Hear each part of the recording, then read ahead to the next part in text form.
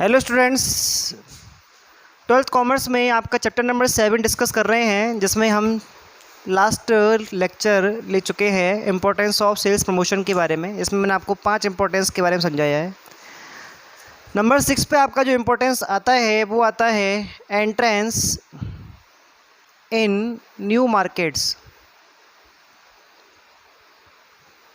नए बाज़ारों में प्रवेश करना सरल हो जाता है। वो कैसे होगा मैं आपको बताऊं कि जब किसी नई कंपनी को किसी नए मार्केट के अंदर एंट्रेंस लेना होता है, तो वहाँ पर जो कॉम्पिटिटिव एनवायरनमेंट होता है पहले से बनाया हुआ, जो वहाँ पर पहले से कुछ कंपनीज़ काम कर रही होती हैं सेम प्रोडक्ट्स के अंदर, उन कंपनीज़ के बीच में अपनी कंपनी को एक मार्केट देने के लिए, अपनी प्रोडक्ट्स को लॉन्च करने के लिए आपको सेल्स प्रमोशन स्कीम्स को साथ में लॉन्च करना होता है, जिससे जो वहाँ के कस्टमर हैं वो एक कंपैरिजन करके और आपके प्रोडक्ट्स की तरफ क्या होते हैं, अट्रैक्ट होते हैं। दूसरी बात है कि जब भी कोई नई कंपनी किसी नए प्रोडक्ट को लॉन्च करती है जो फर्स्ट टाइम ही मार्केट के अंदर आया है, उसके अगर मान लो आपको पहले कंपनी उस प्रोडक्ट को कस्टमर से इंट्रोड्यूस करा देती है, तो उसमें आगे उसको बेचना काफ़ी ईजी जाता है। और इसका सबसे बेस्ट ऑप्शन है कि उसके फ्री सैम्पल्स बांटे जाएँ। लेकिन ये सभी प्रोडक्ट्स में आपके यूज़ नहीं किया सकता। जैसे मान लो कोई कंपनी है, वो मोबाइल कंपनी है, मोबाइल लॉन्च करती है, तो ऐसी कंडीशन में उसके फ्री सैंपल बांटे नहीं जा सकते। लेकिन जो आपके नॉन ड्यूरेबल प्रोडक्ट्स हैं, जो डेली रूटीन के डेली यूजेस में होते हैं, जैसे आपके मसाले हैं, जैसे आपके अगरबत्ती है, साबुन, सर्फ है, तो ये सारी चीज़ें कैसी होती हैं, नॉन ड्यूरेबल प्रोडक्ट्स होते हैं। और ये सारे के सारे प्रोडक्ट काफ़ी सस्ते भी हैं, तो इसलिए जो कंपनीज़ इन प्रोडक्ट्स में डील करती हैं वो इन चीज़ों के फ्री सैंपल बांट के अपने प्रोडक्ट को नए मार्केट में उतार सकती हैं, नए मार्केट में सक्सेस कर सकती हैं। तो इस तरह से किसी भी नए मार्केट में प्रोडक्ट को प्रेजेंट करने के लिए या उसे सक्सेसफुल बनाने के लिए आप सेल्स प्रमोशन स्कीम्स से उस नए बाज़ार में इजी एंट्रेंस ले सकते हो। नंबर 7 पे हम डिस्कस करेंगे कि यहाँ पर जो आपकी कॉस्ट है वो कम आ रही है, तो प्रॉफिट्स कैसे हो जाएंगे, आपके बढ़ जाएंगे। तो अगला पॉइंट जो होगा वो होगा आपका इंक्रीज़ इन प्रॉफिट्स। लाभ कब बढ़ते हैं? लाभ तब बढ़ते हैं जब आपकी कॉस्ट कम आती है। सीधी सी बात है, अगर मान लो कोई कंपनी है, उसकी सेल बढ़ रही है, तो उसके लिए उसको प्रोडक्शन भी बढ़ाना पड़ेगा, ताकि जो गुड्स की सप्लाई है वो मार्केट में बैलेंस्ड रहे। अब यहाँ पर बात आती है कि अगर मान लो आप प्रोडक्शन को बढ़ाते हो, तो आपको जो ऑप्टिमम यूटिलाइजेशन का जो लाभ है, जो बेनिफिट है, वो आपको मिलेगा। जैसा कि मैंने आपको बताया था कि किसी भी चीज़ में दो तरह की कॉस्ट होती हैं, एक होती है फिक्स कॉस्ट और एक होती है वेरिएबल कॉस्ट। फिक्स कॉस्ट वो कॉस्ट होती है जो प्रोडक्शन के स्टैंडर्ड के हिसाब से या उसके मेजरमेंट के हिसाब से घटती बढ़ती नहीं है। यानी कि अगर आपने किसी दिन कोई भी यूनिट नहीं बनाई तो भी आपका खर्चा उतना ही आएगा। अगर आपने 10 यूनिट बनाई तब भी आपका खर्चा उतना ही आएगा, और अगर आपने 2000 या 2 लाख यूनिट बनाई तब भी आपका खर्चा उतना ही आएगा। वो आपकी फ़िक्स कॉस्ट में काउंट होती हैं। और इसके अंदर हम रखते हैं बिल्डिंग रेंट को, बिल्डिंग रेंट, इसके अलावा इंश्योरेंस प्रीमियम,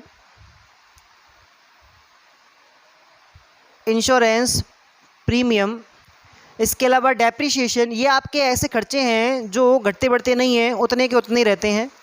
जबकि वेरिएबल कॉस्ट में आप रॉ मटेरियल रख सकते हैं, लेबर चार्ज यानी कि वेजेज रख सकते हैं, और इलेक्ट्रिसिटी रख सकते हैं। ये सारे खर्चे वो हैं जो प्रोडक्शन के लेवल के हिसाब से घटते बढ़ते रहेंगे। यानी कि अगर आप 1 मार्कर बनाते हो तो इतना ही खर्चा आएगा, अगर आप 50 बनाओगे तो 50 के हिसाब से खर्चा आएगा, और 1 लाख बनाओगे तो 1 लाख के हिसाब से ये तीनों खर्चे आपके बढ़ते जाएंगे। ठीक है, तो जब आप इन चीज़ों को, कॉस्ट को किसी एग्जाम्पल के थ्रू समझेंगे तो आपको समझ में आएगा कि प्रोडक्शन को बढ़ाने पर या ज़्यादा प्रोडक्शन करने पर कॉस्ट कम हो जाती है।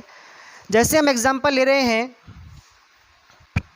कि एक कंपनी है, कंपनी का नाम है महान, और महान कंपनी जो है वो मिल्क प्रोडक्ट्स का काम करती है, बनाती है।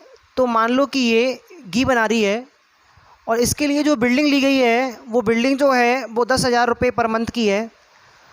और 1 किलो घी बनाने में जो आपके रॉ मटेरियल, जो मशीनरी, जो इलेक्ट्रिसिटी और जो लेबर चार्ज लगता है वो आपका कितना है, 500 रुपये है। कितना है, 500 रुपये। ठीक है, अब अपन प्रोडक्शन करके देखते हैं। जैसे कि मान लो 1 महीने में इस कंपनी ने कम मांग होने की वजह से केवल 10 किलो घी बनाया, तो इसकी जो कॉस्ट आएगी वो कितनी आएगी, 10,000 रुपये तो आपके फ़िक्स कॉस्ट के हो गए।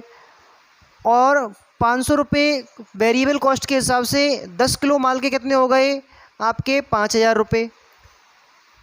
तो आपकी टोटल कॉस्ट कितनी आई 15,000 रुपये। घी बना 10 किलो, तो आपकी नेट जो पर किलो घी आपकी जो लागत आती है वो कितनी आएगी 1,500 रुपये की क्या आएगी आपकी लागत आएगी। यानी कि आपकी जो 1 किलो घी बनाने की जो कॉस्ट है वो कितनी आई है 1,500 रुपये आई है।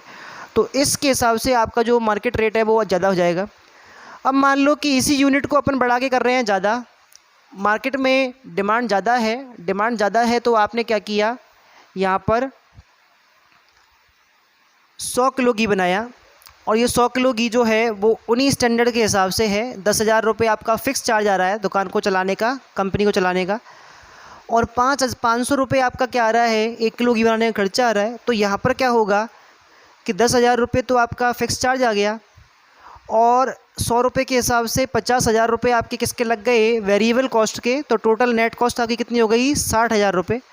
60,000 रुपये में आपने क्या किया है 100 किलो घी बनाया है। तो इस तरह से आपको 600 रुपये पर केजी क्या मिलेगा कॉस्ट आएगी।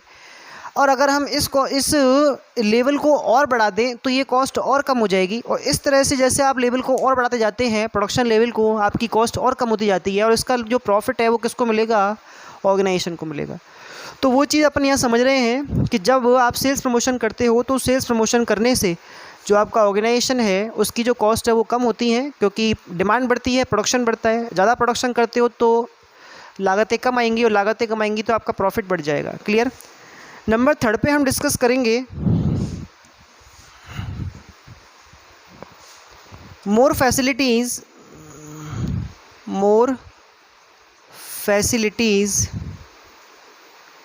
For middle man. देखो मिडिल मैन का मतलब होता है मध्यस्थ वो व्यक्ति होते हैं जो आपके माल को आपसे लेकर और कहाँ तक पहुँचाते हैं कंज्यूमर्स तक पहुँचाते हैं। इसके बीच में आपके होलसेलर और रिटेलर को इंक्लूड किया जाएगा। देखो कंपनी जो होती है वो कोई भी सेल्स प्रमोशन स्कीम केवल कंज्यूमर्स के लिए लॉन्च नहीं करती कि भाई कंज्यूमर्स को अगर आप स्कीम्स दोगे, उनको ऑफर्स दोगे तो वो ज़्यादा खरीदेंगे। लेकिन वो ज़्यादा कब खरीदेंगे जब जो आपके होलसेलर और रिटेलर हैं वो ज़्यादा मात्रा में बेचने के लिए भी क्या हो मोटिवेट हो, और वो मोटिवेशन आपको देना है। तो आप हमेशा 2 तरह की स्कीम्स लॉन्च करते हो, एक करते हो कंज्यूमर ओरिएंटेड और एक करते हो होलसेलर और रिटेलर ओरिएंटेड। तो ऐसी कंडीशन में आप जब उनको बेनिफिट्स देते हो, दुकानदारों को, होलसेलर्स को, रिटेलर्स को आप बेनिफिट्स देते हो, तो उनको जो फैसिलिटीज़ मिलती हैं उन फैसिलिटीज़ से उनको फ़ायदा मिलता है। अब यहाँ पे अपन बात करें, जैसे मान लो एक कंपनी है, उसने अपने फेस्टिव सीज़न के अंदर, कंपनी है LG, और LG कंपनी ने एक टीवी का ऐड दिया है, अपने जो नए लॉन्च हुए टीवी हैं उनका ऐड दिया है।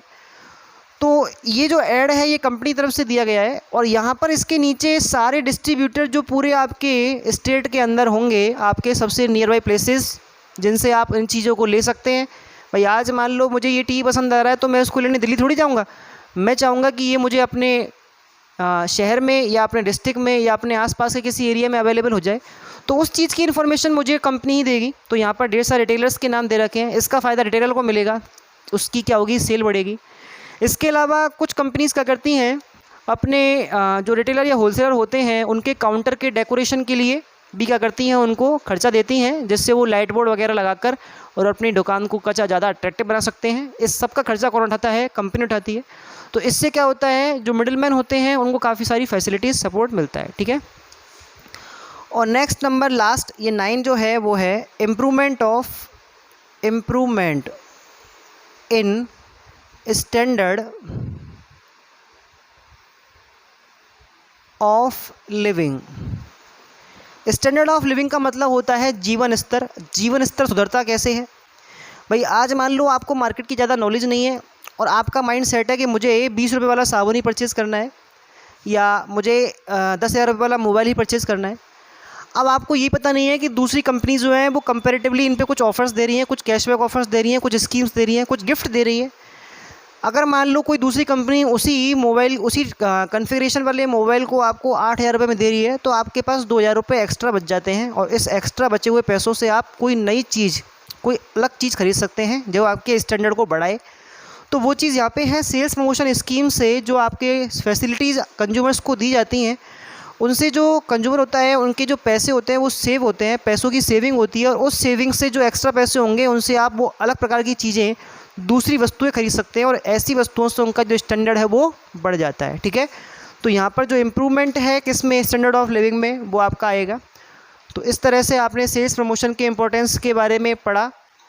अगले लेक्चर में हम डिस्कस करेंगे सेल्स प्रमोशन टेक्निक्स के बारे में। ठीक है, थैंक यू।